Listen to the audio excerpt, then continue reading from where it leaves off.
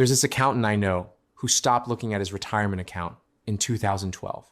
Not because he forgot about it, not because he gave up, because the numbers stopped making sense to him. Every time he'd log in, his portfolio would have grown by more than his entire annual salary. His contributions, the ones he'd been religiously making for 15 years, suddenly looked like pocket change next to what his money was doing on its own. He called me confused, almost angry, like someone had changed the rules of the game without telling him. That's the inflection point almost nobody talks about. The moment your money stops needing you, when your contributions become background noise, when compounding officially takes the wheel and you become the passenger, and here's what freaks people out. It happens way faster than you think. Most people spend decades grinding, saving every dollar, thinking that's the game. Then one random Tuesday, they check their account and realize the game changed years ago. They just didn't notice. So here's what I'm going to walk you through.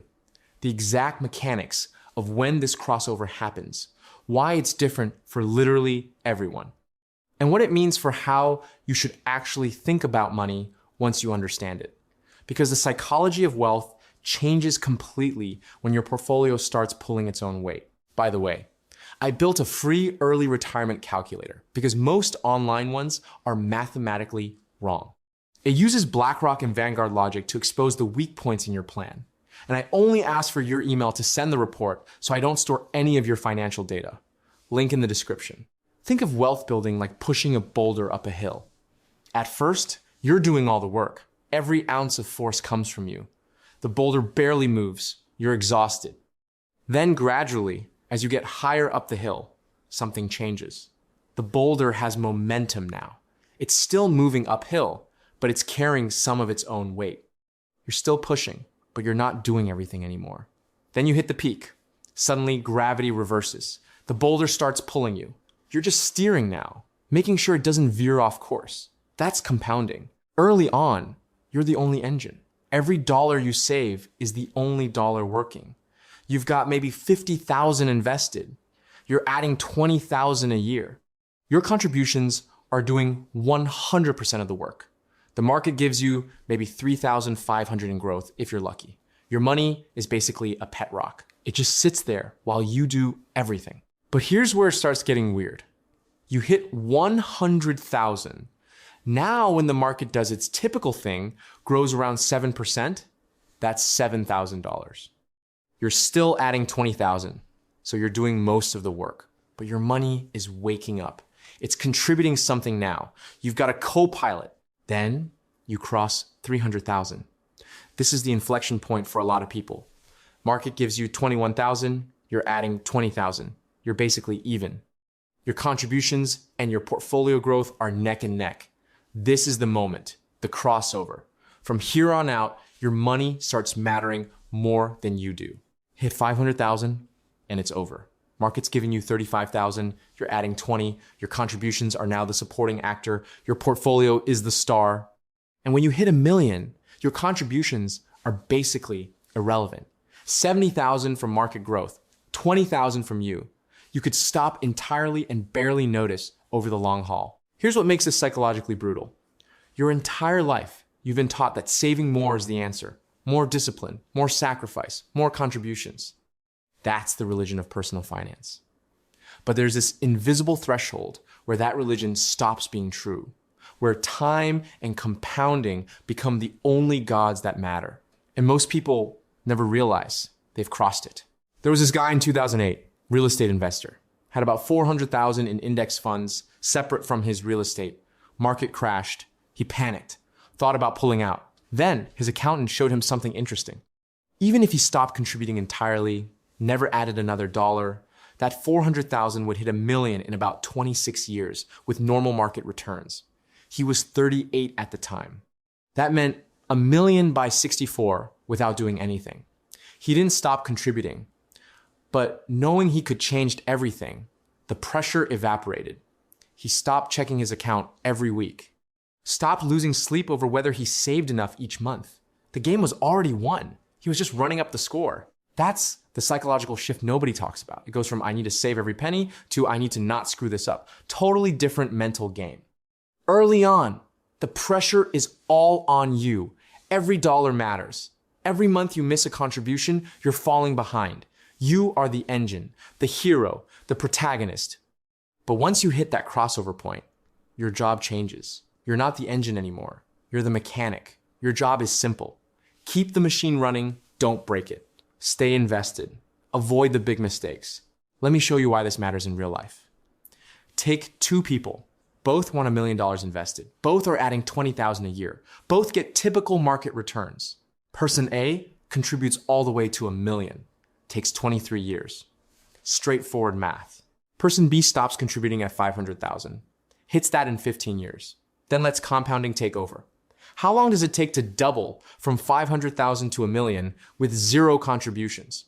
11 years. Total time, 26 years. 3 extra years. That's it. 3 years to let compounding do what you would have done with contributions. Now here's where your brain starts breaking a little.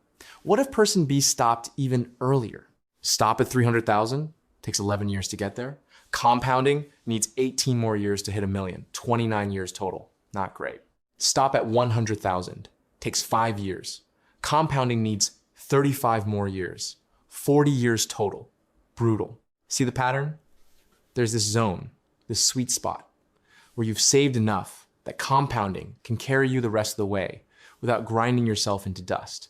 But you haven't saved so little that you're waiting forever. This is where the concept of coast fire comes in.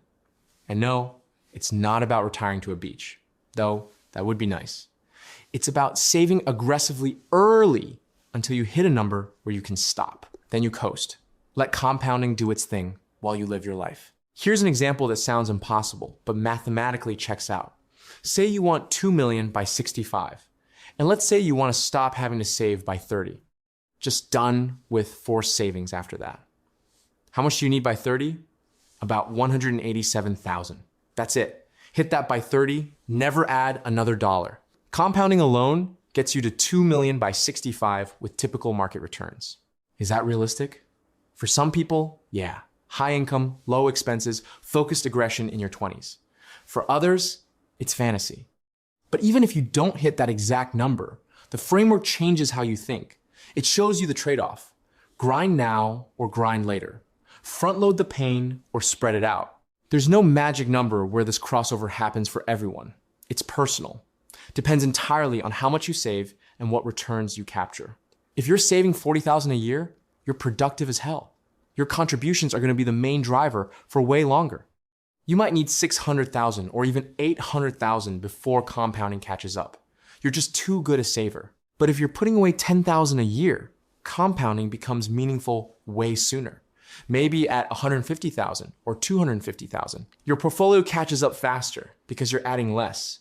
And returns matter, obviously. Higher growth, compounding takes over faster. Lower growth, your contributions stay relevant longer. So when people ask, what's the magic number? There isn't one. It's a range. It's personal. It's based on your specific situation. But here are the milestones that actually signal progress. Not the motivational garbage, but the ones that represent a fundamental shift. First 10,000. Sounds small. It's massive psychologically. This is when you look at your account and think, oh, that's real money. This is proof you can build the habit. First, 100,000. Everyone talks about this one for a reason. This is when compounding starts feeling real. When you have 100,000 and the market has a strong year, 25% like it did recently, your portfolio jumps 25,000. That's not theoretical anymore. That's momentum you can feel. The crossover point itself. When your portfolio growth consistently beats your contributions, not the same for everyone, but when it happens, you feel it. The burden shifts. Then there's one that doesn't get talked about enough. When your portfolio generates more in a year than your job pays you. This one's wild. When you're young and broke, it sounds impossible. But if you stay consistent, it happens. Some random Tuesday, you check your account and realize your investments worked harder than you did. It's surreal. Another big one. Hitting your coast number. The amount where you could stop saving entirely and still hit your retirement goal by your target age. Massive peace of mind. You might keep contributing, but knowing you don't have to, that's power. 1 times your annual income saved. Benchmark a lot of financial firms recommend by your 30s. Not make or break, but it's a sign you're ahead of the curve. The $1 million mark? Nothing magical about $1 million anymore. Inflation's chipped away at it, But culturally, it's still a big deal. That extra comma feels good. When your portfolio covers your basic living expenses, this is where freedom starts feeling real. Not luxury living, but housing, food, healthcare, the essentials. You could lose your job and survive. That's powerful. When your portfolio covers your entire lifestyle, now we're talking everything. Basics plus vacations, hobbies, the life you actually want. For most people, this is the retirement vision and the ultimate milestone. When work becomes optional. You work because you want to, not because you need the paycheck. That's the dream. Let me tell you about something that happened at my accountant's office in 2019. There was this couple, both teachers, sitting across from him. They'd been saving for 30 years, had about $800,000 invested. They asked when they could retire. He pulled up their numbers and showed them something interesting. Their portfolio had grown by $64,000 that year. Their combined contributions, $24,000. He said, your money's already doing more than you are. You're not even the primary earner in this relationship anymore. Your portfolio is. The wife started crying, not sad crying, relief crying. She'd been carrying this weight for decades, thinking if they just saved a little more, contributed a little more, they'd finally be okay. But they'd already crossed the finish line years ago. They just didn't know what to look for. That's the thing. Most people are so focused on the big goal, retirement or a million or whatever, that they miss the actual inflection point. The moment when the math fundamentally changes, when your role changes from engine to mechanic, your investing journey isn't one long grind. It's a series of shifts. Early on, you're the hero. Every dollar makes a massive difference. You're pulling all the weight. Then gradually, compounding picks up steam. You're still important, but you've got a co-pilot now. You're working together. Eventually, compounding does the heavy lifting. Your job becomes simple. Don't screw it up. Stay invested. Avoid the big mistakes. Let time do what time does. Here's what most financial advice gets wrong. It treats the entire journey like it's the same game. Save more, contribute more. That's the only lever. But that's only true in the beginning. Once you hit that crossover point, the game changes. It becomes about protection, about not panicking in downturns, about staying the course when your brain is screaming at you to do something, anything, to feel in control. I've been running my own business for over a decade now, surrounded by accountants and fiscal lawyers, people who see how money actually moves. And here's what they all say. The people who build real wealth aren't the ones who save the most.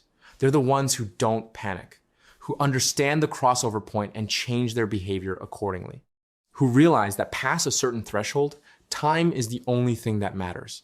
Not hustle, not optimization, just time and not screwing it up. I've got multiple hundreds of thousands invested myself. Skin in the game, not theory.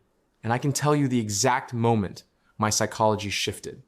It was when my portfolio grew by more than my income in a single year. I looked at the number and thought, I didn't do that. I was just here. I existed. That's when it clicked. I'm not the hero anymore. My money is. My job is just to not mess it up. So here's what you actually need to do. Figure out where you are. If you're early, your contributions are everything. Save aggressively. Build that base. Hit those first milestones. 10,000, then 100,000. Celebrate them. They matter. If you're in the middle, somewhere around 200,000 to 500,000, you're approaching the crossover. Your money's starting to pull weight. This is where you need to shift from offense to defense. Stop trying to optimize every little thing. Stop chasing extra returns. Your job now is to not blow it. If you're past the crossover, if your portfolio growth is consistently beating your contributions, congratulations. The hard part's over. Now it's about protection. Stay invested. Diversify enough to sleep at night. Ignore the noise. Let compounding do what it's designed to do. Second takeaway, understand your personal crossover number. It's not the same as everyone else's. Depends on how much you save and what returns you're capturing. But once you know it, once you've hit it, your entire relationship with money should change. The pressure should lift. The anxiety should decrease. You're not grinding anymore. You're coasting. Third takeaway, focus on the milestones that actually matter, not the big fantasy numbers, the checkpoints that signal you're making real progress. First 10,000, first 100,000. The crossover point itself.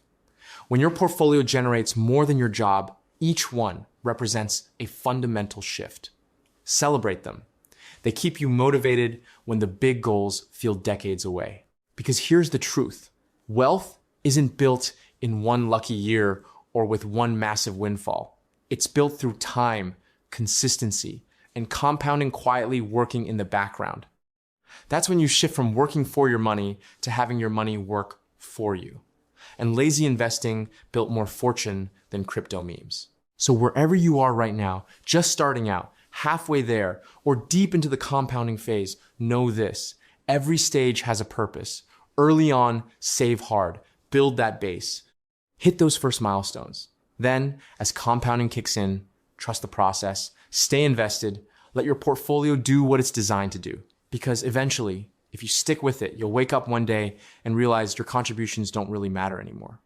Not because you've stopped growing wealth, but because your money's finally pulling its own weight. That's when everything changes.